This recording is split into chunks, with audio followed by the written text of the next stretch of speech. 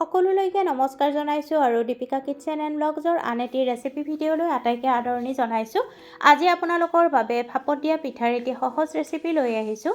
এই পদ্ধতিৰে আপোনালোকে যদি পিঠাটো বনায় তেতিয়াহ'লে খুব সহজতে বনাব পাৰিব। আহক তেতিয়াহ'লে ৰেচিপিটোৰ মাজলৈ আগবাঢ়ো। ভাপত দিয়া পিঠা বনাবলৈ এটা বাটিত 2 কাপ চাউলৰ গুড়ি ল'ব। আপোনালোকে যিকোনো ভাত খোৱা চাউলৰ গুড়ি ব্যৱহাৰ কৰিব পাৰিব।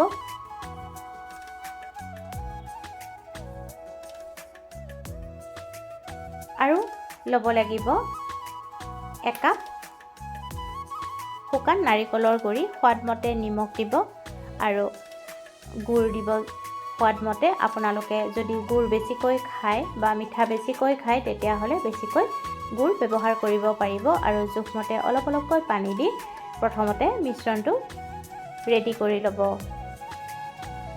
মিশ্ৰণটো বেছি ডাঠো নকৰিব আৰু বেছি পাতলীয়াও কৰিব নালাগে।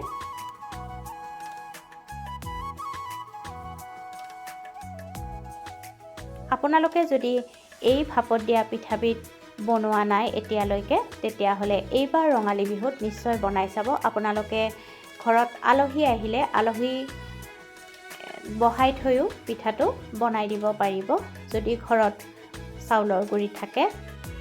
আৰু এতিয়া সৰু চামুচেৰে এচামুচ বেকিং পাউডাৰ দি দিব আৰু দি ভালদৰে মিহলাই ল'ব। মিশ্ৰণটো ঠিক ভিডিঅ'টোত দেখুৱাৰ ধৰণে বনাই ল'ব। আৰু এতিয়া এখন থালত ঘিউ সানি ল'ব আৰু বনাই লোৱা মিশ্ৰণখিনি থালখনত ঢালি দিব। আনফালে ষ্টিমাৰ এটাত পানী গৰম হ'বলৈ দিব।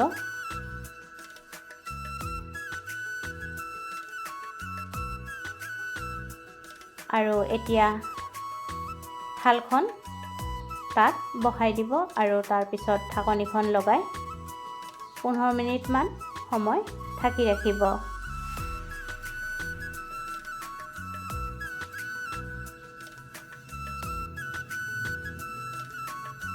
মিনিট পিছত এবাৰ চেক কৰি চাব। যদি শলাডালত একো লাগি নাহে তেতিয়াহ'লে পিঠাটো ৰেডি হৈ গৈছে। আৰু অলপ ঠাণ্ডা হোৱাৰ পিছত থালখনৰ পৰা উলিয়াই এখন প্লেটত উলিয়াই ল'ব আৰু চুৰিৰে কাটি পৰিৱেশন কৰিব।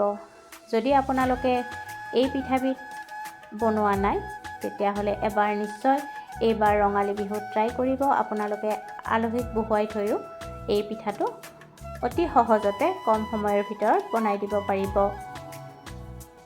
এয়া চাওকচোন, পিঠাখন দেখিবলৈ ইমান ধুনীয়া হৈছে।